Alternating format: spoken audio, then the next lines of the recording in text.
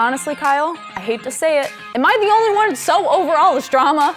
But am I though? Am I? No, I love drama. Hey guys, it's Kelsey. Welcome back to another Cuddle with Kelsey. Get on the couch, get comfy, because we're about to get into it. We're getting some construction done, so if you hear things, I'm sorry. We're rolling with it. Anyways, I hope you all had a very nice and lovely long weekend last weekend. Kyle and I had such a fun time. We literally were planning on going to the beach every single day, and then May gray June gloom here in Los Angeles. Sun didn't come out till like 3 o'clock, so we sat and tanned on our driveway like the Midwest selves we are. And we watched all the Harry Potters all weekend, which was amazing to do because I haven't seen them in such a long time. Wow, we're gonna get into it. Okay, so it's been 2 weeks since Olivia Rodrigo released her debut album, Sour, the album that I have had on repeat for 2 weeks, apparently. I can't believe it's already been 2 weeks. It feels like yesterday. Anyways, Olivia Rodrigo fans are already theorizing that a second album is on the way, called, get ready for this, ready?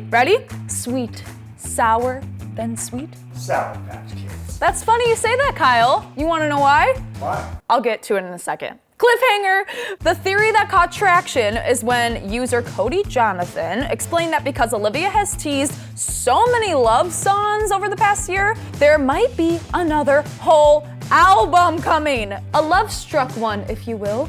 TikTok user Gabby Bender expanded on this, bringing to light some interesting Easter eggs that might just prove the theory to be true. Kelsey on the case. And as we know, Sour is pretty much a very short album, making fans wonder if there was more stories to tell. Obviously, there has to be.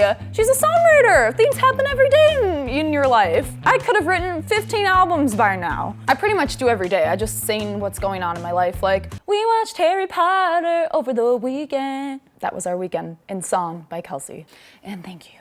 Here's where it comes into play where I think this could really be a true theory. Olivia collaborated with Sour Patch Kids for the album release. And what is printed on every box? Sour then sweet. Kyle knows his sweets, his desserts, candy. Thank you, that was the word I was thinking of. So who would be wild enough to release 2 full albums within a short period of time? Taylor Swift, of course, who just so happens to be Olivia's #1 inspiration, as we all know. Is she following Taylor's footsteps? Olivia has taken many cues from Taylor before, using her Easter egg methods to promote Sour and its lead singles over the past 5 months. So all these theories could totally be true. This one really got me because a lot of fans are digging deep for clues. Quote, the house number is 1785. If you add that together, you get 21. There are 6 girls on the roof. Therefore, Olivia Rodrigo's album Sweet will drop June 21st. Whoa, mind blown? This is literally Taylor Swift level Easter egg hunting. What?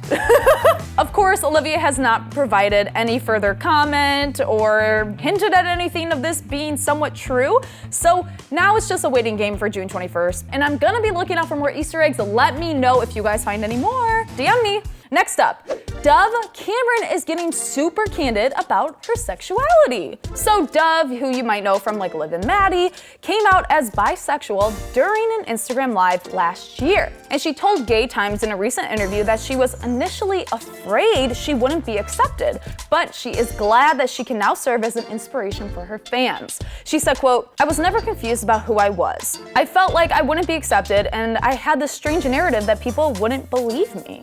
Dove said she decided to come out after one of her lyric videos led to claims from viewers that she was quote unquote queer baiting. She took to social media in August of last year to address her own sexuality. Honestly, I totally missed this. I didn't see her live and I didn't know about this. She said, quote, I went on Instagram live and said, guys, I really need to explain something to you. I'm super queer. This is something I want to represent through my music because it's who I am. She even said after seeing her celebrity role models, including like Ben Platt, Kristen Stewart, and Carla Delevingne, being their true authentic selves, Dove questioned if she could do the same. She continued saying, quote, I'm not a label person, but I would say that I'm queer, and that's probably my most accurate way to represent myself. Dove also touched upon the split from her ex-boyfriend Thomas Doherty last October and how it inspired the music she was writing at the time. She said, quote, "I was at the end of a very big chapter closing in my life, and I was struggling to focus on myself. So when the relationship ended, I was having a hard time stepping back into my power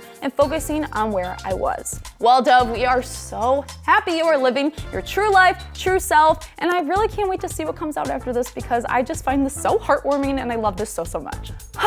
Would love to see it. Okay, guys, next and last but not least, Bryce Hall and Addison Rae, the Addison roller coaster of a relationship that we all know and love, is sadly ending. The relationship is ended, but the drama continues to keep roller coastering on. Roller coastering on? I should TM that. Can we get an Ocean cam for a second because I think he's totally not into this right now? Ocean, I'm talking about drama. He doesn't care. This is what I have to deal with. Such a diva. Devo. Okay, so Bryce told his side of what happened at the Triller Fight Night in Atlanta in April on Sway Life. Honestly, Kyle, I hate to say it. Am I the only one so over all this drama?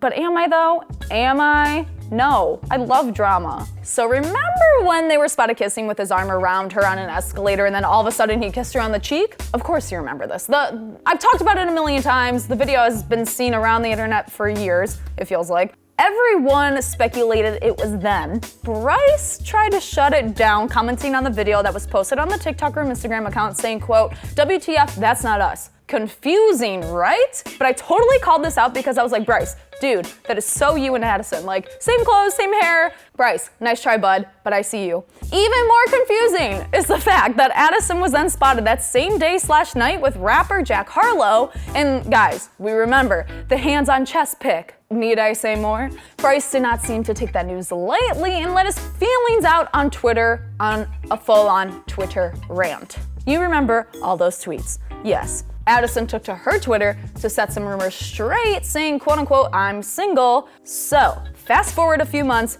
to today. And even though the Jack and Addison rumors are still swirling, the whole sweatshirt situation, his video that got taken out, I could get into it way longer than I am right now. Bryce is now telling his side of the story. So he explains in the episode of Sway Life that the week before he went to Atlanta, he was talking to Addison and they were doing all right. He said that she went to Atlanta a week earlier than him and they were planning to meet up when he got there. Bryce said, quote, "I get there, we're all having a great time, we go out to eat, me and Addison are vibing, we're chilling. I think the post of me kissing Addison on the cheek was leaked, kind of speculating that we were back together." Speculating? Of course we're speculating. You kissed her on the cheek, your hand was around her waist. Obviously we're gonna speculate you guys are back together. I mean, you're Addison for goodness sakes. But then, he was told about the situation with Addison and another guy, as we all know, was Jack. I feel like I'm out of breath. I'm trying to get through this so quick because there's so much information. But Bryce said, hearing the news, quote, "hit me right in the chest." Bryce thought maybe that's why Addison went to Atlanta a week early. Totally could be a possibility. Not ruling that out. He then went on to say that he was under the impression that he and Addison were on their way to get back together and that he and Addison actually had a conversation about it. Addison then commented, quote, "The truth? This is very one-sided." And then she took her feelings to Twitter, tweeting, quote, "double standards." And then she also liked a bunch of tweets about the situation. Someone's not telling the truth here. They are totally not on the same page, and I don't think that they were even in the relationship. There's so much more to get into. You know, the whole Josie Canseco situation. She even responded on Twitter too because Addison liked to tweet about Josie, and it's like, I feel like Addison's gonna say something after this. She's full on hinting that she has a different side of the story. I wonder if she's gonna talk about it. Given that Bryce is now publicly talking about it, it's gonna be interesting. You can tell I'm heated about this. I think I'm gonna end it before I literally blow up. So let me know down in the comments below who you guys want me to talk about next week. Thank you all so much for watching another Caught Up with Kelsey. Make sure to DM me with all your tips, gossip, and tea because you know I'm gonna talk about it. Especially those Easter eggs for Olivia Rodrigo. You guys know I love it. Make sure to subscribe to the AwesomenessTV Daily Report channel and make sure to follow us at AwesomenessTV on Instagram for more and at Caught Up with Kelsey for more. And I'll see you guys next week. Bye. Wow, can you tell how heated I was getting? No, I just want to talk about it more, but I need to calm myself first. It's fine. It's fine. I'm fine. I'm not fine. I am not fine.